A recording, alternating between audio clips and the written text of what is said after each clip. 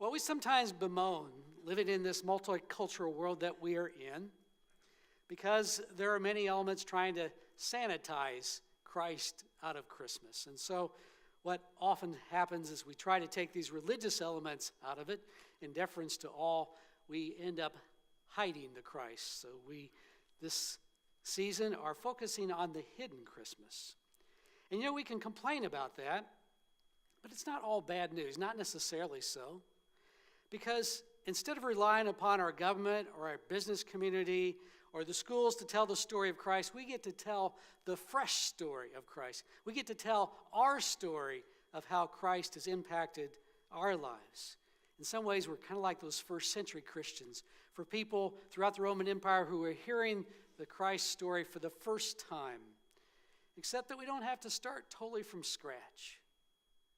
Just Friday, I was out shopping with my daughter for her birthday, and in the stores we were hearing Christmas music. Plenty of songs that were sacred songs that we sing in church on Sunday. Songs like Hark the Heralds Sing, the Angels Sing, where it says, born that man no more may die, born to raise the son of earth, born to give them second birth. Hark the herald angels sing, glory to the newborn King. So moments are going to come, even those that do not have the background that we have. It might be a child perhaps. It's going to ask, what is this newborn king? Or what does the second birth mean? And we will have the opportunity to share it if we're ready to articulate our faith. I remember several years ago, we had down in southern Indiana at Floyd Central High School. It was one of the best a cappella choirs you would ever hear. High school students, but they were so well crafted in what they did. And it was mostly due to their director, Mick Neely. I loved watching him. He's so passionate when he directed. And we had the opportunity at our church to hear this group often because we had a little in with Mick. His wife was our organist, so we got him around most years, and our congregation certainly appreciated it. I remember asking him one time, I said, Mick, how do you get away with singing all this sacred music? I mean, you teach in a public school, and what about separation of church and state? Aren't you afraid of someone challenging you with a lawsuit or something? And he said, no, not at all, Jerry, because I can argue well that the best music that's choral music is Christian music.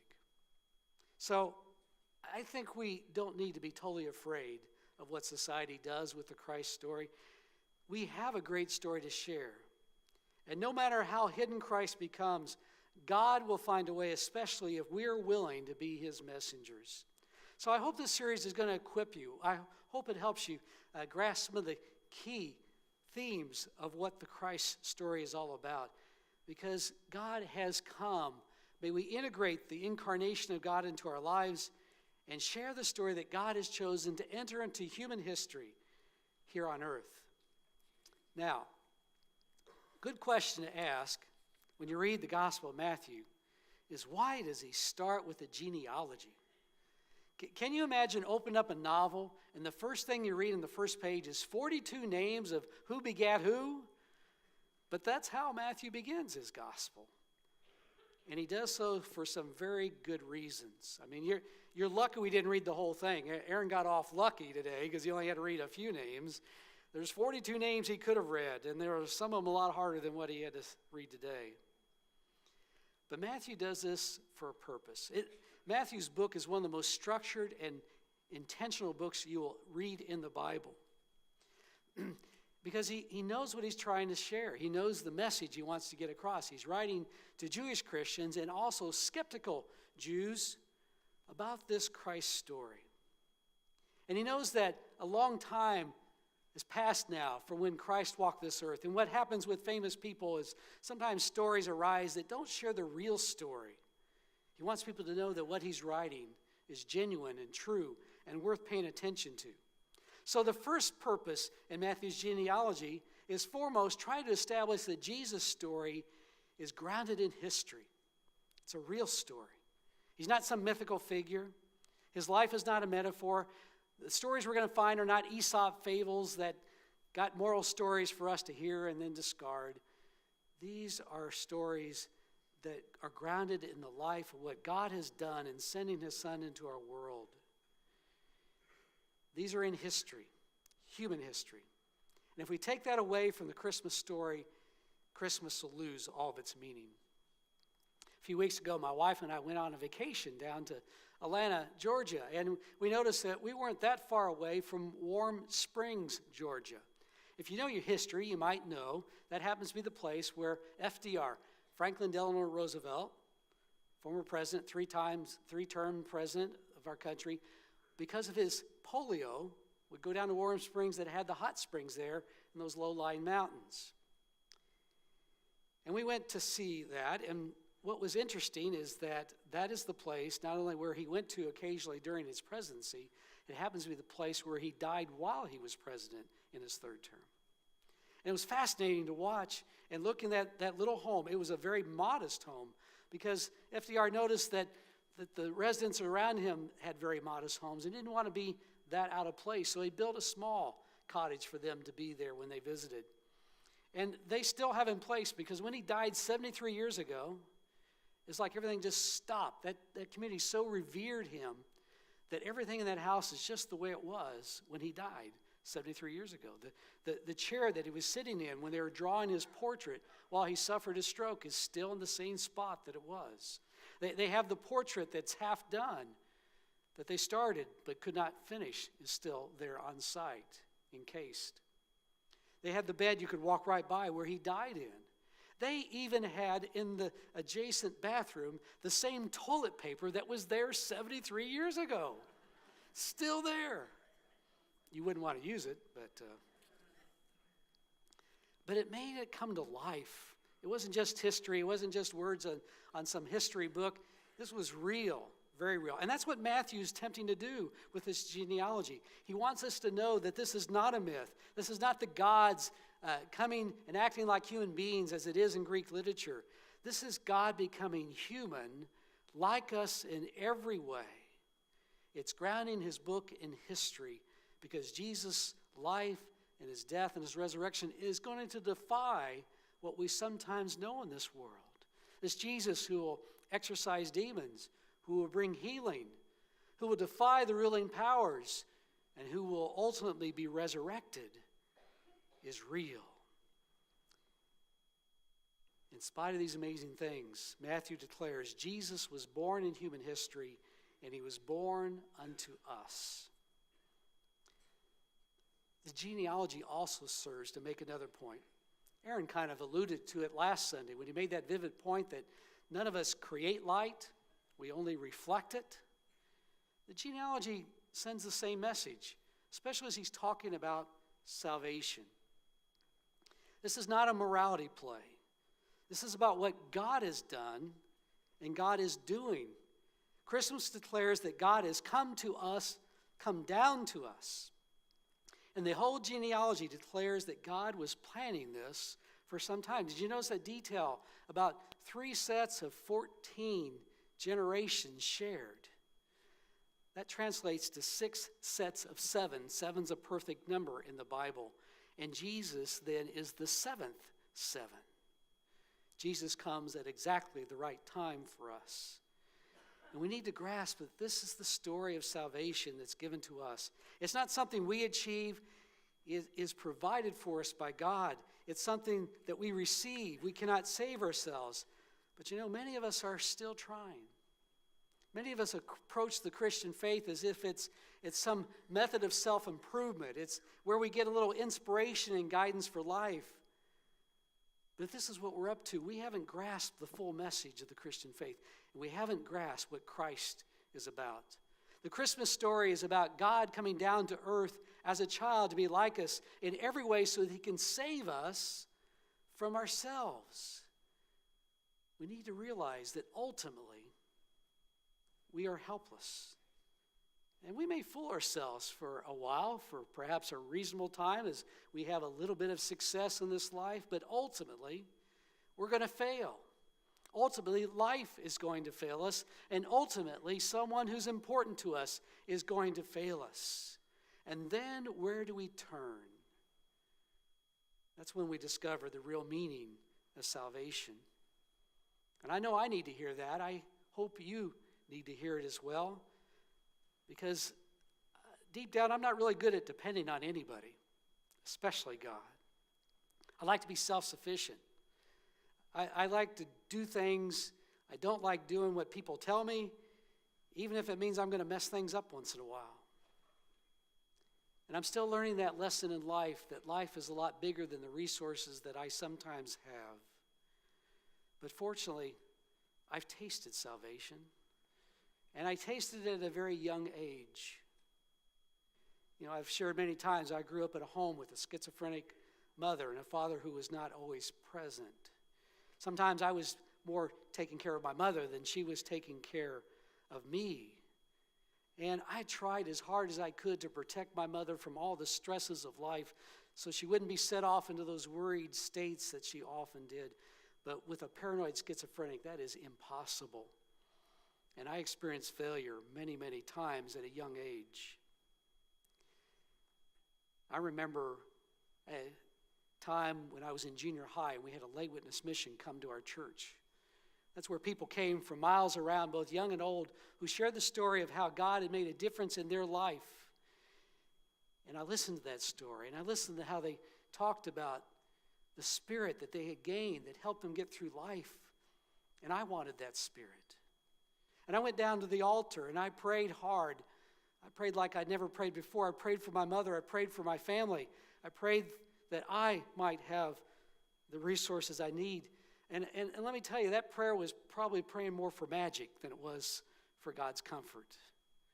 But that was okay, because God gave me just enough at that point in my time that helped me know I was no longer alone. I'd have to learn later that God doesn't always give you what you want. But I felt God there. And from then on, I've never been completely alone. And I needed to hear that as a teenager who was isolated sometimes in my life. And that was such an important step of trusting someone besides myself with my problems and with the challenges of this world. And that's what Christmas is about.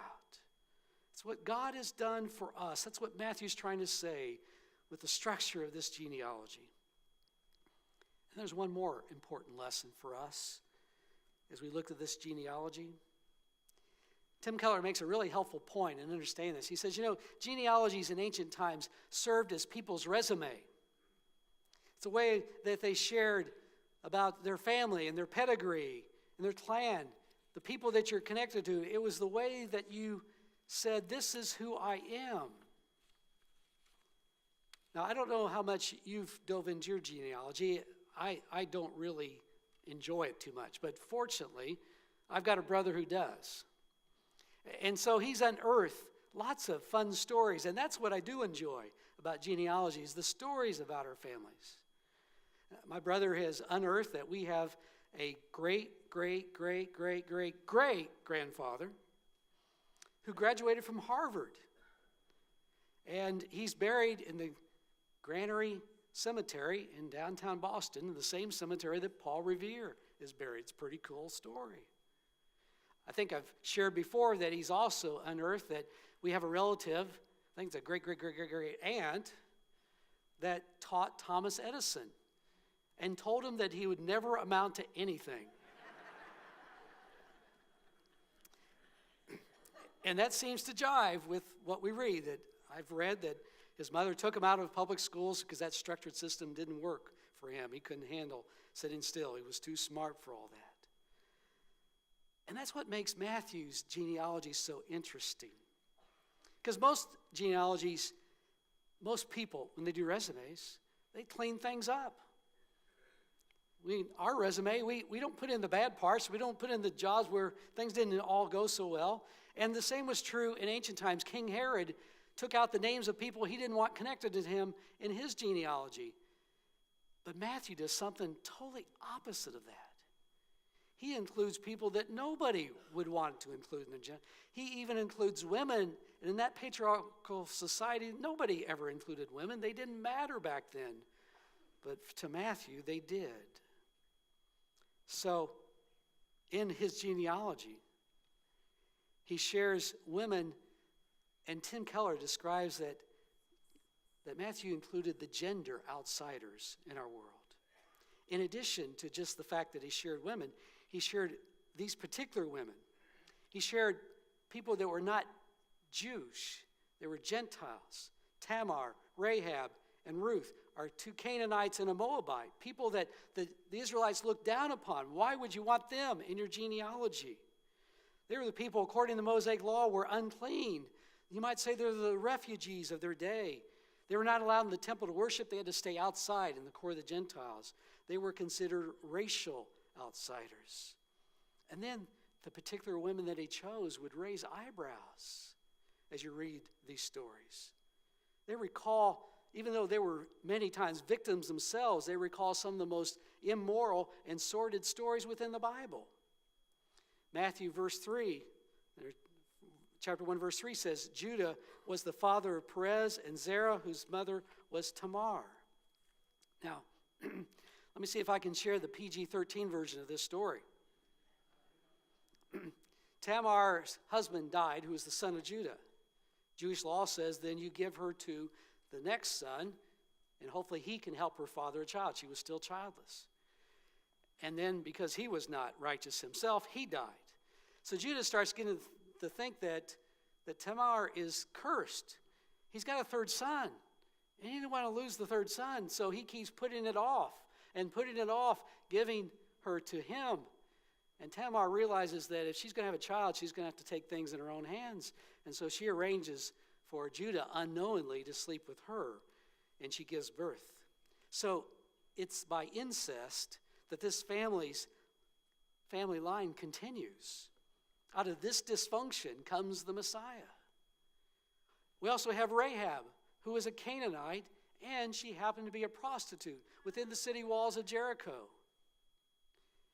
She was wise enough to see that God was with the Israelites, and she chose to help them, to assist them in their endeavor to conquer the city of Jericho. And then she became a heroine in spite of her past.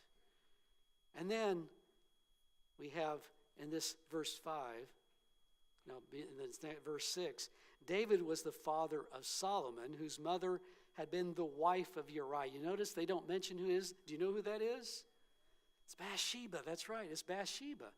Matthew chooses not to mention her name because he didn't want to drag her through the mud, because it wasn't her sin. It was David's sin that brought about these circumstances. And of course, he seduced her, and then he had her husband Uriah put in the front lines so that he would die. Again, a very immoral situation that the Bible recalls. So in Matthew's genealogy, we have gender outsiders, cultural outsiders, racial outsiders, and moral outsiders. And yet, he's decided to include all of them. Why does Matthew do that? He does it because he's trying to declare that God includes all people, regardless of who they are, regardless of where they come from, regardless of what they have done. It tells us that no matter what your pedigree, no matter how your life has been tainted by sin, by yours or someone else's, you are a part of this kingdom that God is building through the Son that he's sending down. And that's so important for us because we spend so much time trying to be respectable, trying to make sure that our life is right and righteous in so many ways. And God says, I got a better idea. Instead of you worrying about being infected by sin, how about I infect you by holiness? I'll send my child into your world as it is, as you are. And you'll find that he will bring you grace and the power and glory of God as you receive that Christ child into your life. So if you've ever felt like you're on the outside looking in, regardless of what has happened in your life, then you need to study and pray through this genealogy, as boring as it might be, and discover that in Jesus' family tree, all are included. Every one of us. There's nobody that's considered unfit and doesn't belong. In Jesus, we find in him the one who's come down to earth, who's made a place for everyone.